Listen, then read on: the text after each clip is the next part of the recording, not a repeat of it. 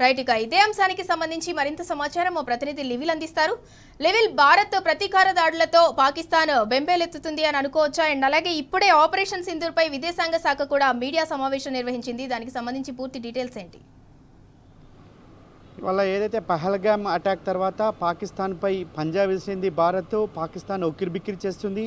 ఆ ఉగ్రవాదులే టార్గెట్గా భారత భద్రతా దళాలు దాడులు చేస్తున్నాయి. నిన్న ఏదైతే ఆపరేషన్ సింధూర్ పేరిట చేసిన దాడి ఏదైతే ఉందో అది 9 ఉగ్రవాద స్థావరాలపై దాడి చేసి దాదాపు 100కు పైచిలకు ఉగ్రవాదులను హతం చేసింది.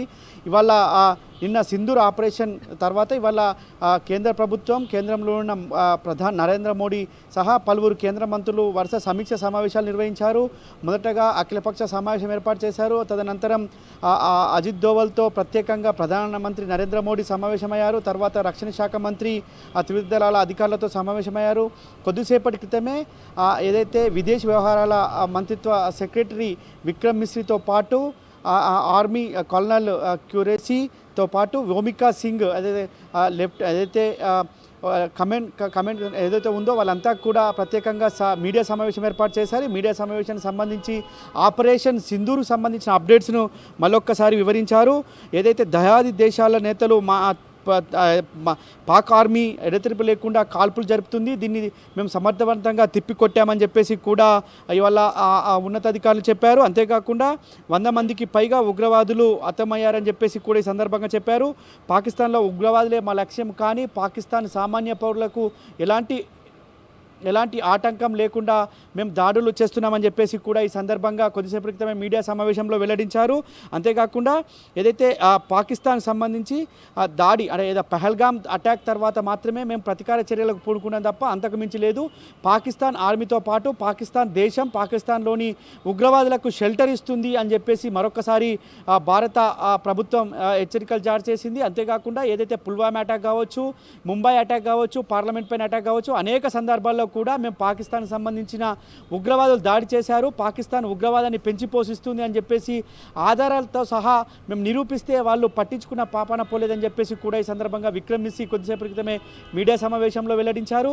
ఏదైతే ఈ ఉగ్రవాదులను ఏరివేసేందుకే ప్రధాన అస్త్రంగా చేసుకున్నాం తప్ప ఇంకోటి కాదని చెప్పేసి కూడా ఈ సందర్భంగా చెప్పుకొచ్చారు. ఇంటిగ్రేటెడ్ కౌంటర్ యుఎస్ఏ గ్రిడ్ వైమానిక రక్షణ వ్యవస్థను సమర్థవంతంగా పాకిస్తాన్ చేసిన దాడులను అడ్డుకున్నామని చెప్పేసి కూడా ఈ సందర్భంగా చెప్పుకొచ్చారు. శ్రీనగర్, జమ్మూ, పఠాన్కోట్, అమృత్సర్, కపుర్తాలా, జలంధర్, లుధియానా, పలోడి, ఉత్తరాలయ్, భుజ్ సహా అనేక సైనిక స్థావరాలను లక్ష్యంగా చేసుకొని డ్రోన్లు, క్షిపణులు ఉపయోగించింది పాకిస్తాన్ అని చెప్పేసి కూడా ఈ సందర్భంగా మీడియా ముందు కొద్దిసేపటి క్రితమే అధికారులు చెప్పారు. దీని అంతా కూడా మేము సమర్థవంతంగా ఎదుర్కొన్నామని చెప్పారు. అయితే వైమానిక ఎయిర్ డిఫెన్స్ సిస్టమ్ను పూర్తిగా ధ్వంసం చేశాము లాహోర్లో అని చెప్పేసి కూడా కొద్దిసేపటి క్రితమే కేంద్ర భద్రతా దళాలు చెప్పాయి.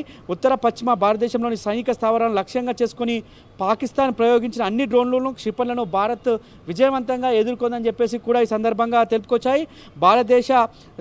దేశంలోని సైనిక లక్ష్యాలను దాడిగా ప్రతిస్పందన ఉంటుందని కూడా ఈ సందర్భంగా హెచ్చరిస్తూ నివేదికల ప్రకారం ఏదైతే ఇంటెలిజెన్స్ వ్యవస్థ ఆధారంగా భారత భద్రతా బలగాలు S-400 వైమానిక రక్షణ వ్యవస్థ ద్వారా పాకిస్తాన్పై డ్రోన్లు, క్షిపణులు కూల్చామని చెప్పేసి కూడా ఈ సందర్భంగా చెప్పుకొచ్చాయి.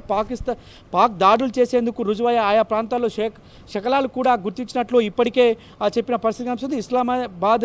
ఇస్లామాబాద్ లక్ష్యంగా చేసుకున్న ప్రదేశాల జాబితాను కూడా ఈ సందర్భంగా కేంద్ర బలగాలు కొద్దిసేపటి క్రితమే విదేశీ వ్యవహారాల మంత్రిత్వ శాఖ సెక్రటరీ విక్రమ్ మిశ్రీ చెప్పారు. అవంతిపుర, శ్రీనగర్, జమ్మూ, పఠాన్కోట్, అమృత్సర్, కపుర్తాలా, జలంధర్, లుధియానా, బంటిడా, చండీగఢ్, నాలా, పలోడి, ఉత్తర్ భుజ్ వంటి ప్రాంతాల్లో ప్రధానంగా పాకిస్తాన్ కవ్వింపు చర్యలకు పాల్పడుతుంది. అక్కడ దాదాపు 16 మంది సామాన్య పౌరులు ప్రాణాలు కోల్పోయారు. అందులో 5 మహిళలతో పాటు పలువురు చిన్నారులు కూడా ఉన్నట్టు కూడా ఈ సందర్భంగా వెల్లడించింది. ఏదైతే పాక్ కవ్వింపు చర్యలను ఎప్పటికప్పుడు తిప్పికొడతామని చెప్పేసి కూడా ఈ సందర్భంగా హెచ్చరికలు జారీ చేసింది. అంతేకాకుండా ఏదైతే వైమానిక దాడులతో పాటు పాక్ చేస్తున్న కవ్వింపు చర్యలు, పాక్ ఏదైతే అవాస్తవాలను లీక్ చేస్తూ మీడియాను తప్పుదోవ పట్టించడం కావచ్చు, భారత పౌరులను తప్పుదోవ పట్టించే విషయాల పట్ల కూడా అప్రమత్తంగా ఉండాలని చెప్పేసి కూడా కొద్దిసేపటి క్రితమే విక్రమ్ మిశ్రీ కూడా ప్రధానంగా చర్చించారు. అంతేకాకుండా ఆపరేషన్ సింధూర్ అనేది ఎట్టి పరిస్థితుల్లో ఇప్పట్లో ఆగేది కాదు, దీన్ని కొనసాగిస్తామని చెప్పారు.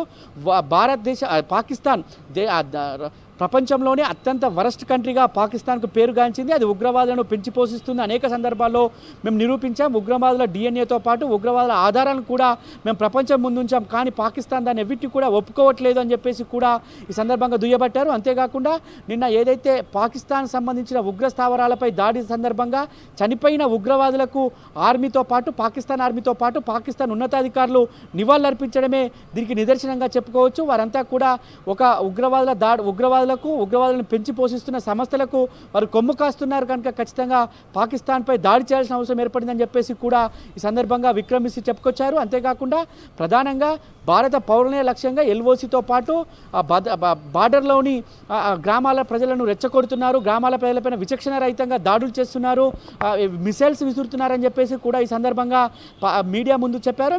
వాటన్నింటినీ కూడా మేము సమర్థవంతంగా ఎదుర్కొంటున్నాం, ఎప్పటికప్పుడు మిసైల్స్ను విధ్వంసం చేస్తున్నాం. మాకు ఉన్న అపార అనుభవంతో పాటు ఏదైతే మాకు టెక్నాలజీతో పాటు ఏదైతే సాంకేతిక పరిజ్ఞానాన్ని కూడా ఉపయోగించుకొని మేము వెళ్తున్నట్లు కూడా ఇవాళ కొద్దిసేపటి క్రితమే విక్రమ్ మిశ్రీ ఈ సందర్భంగా చెప్పుకొచ్చారు.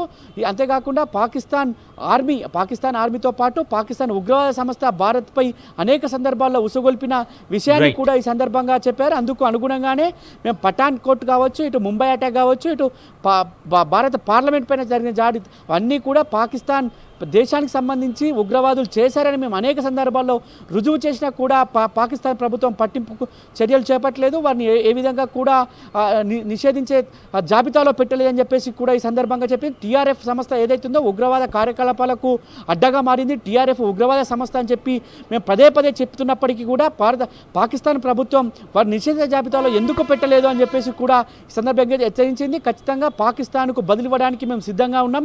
ఇప్పటికే త్రివిధ దళాల అధికారులతో పాటు ఉన్నతాధికారులు ఎప్పటికప్పుడు మానిటరింగ్ చేస్తున్నారు. దీన్ని ప్రధానంగా ప్రధానమంత్రి, రక్షణ శాఖ మంత్రి, హోంమంత్రి అమిత్ షాతో పాటు పలువురు కేంద్ర మంత్రులంతా కూడా దీన్ని ఆపరేషన్ను పర్యవేక్షిస్తున్నారు.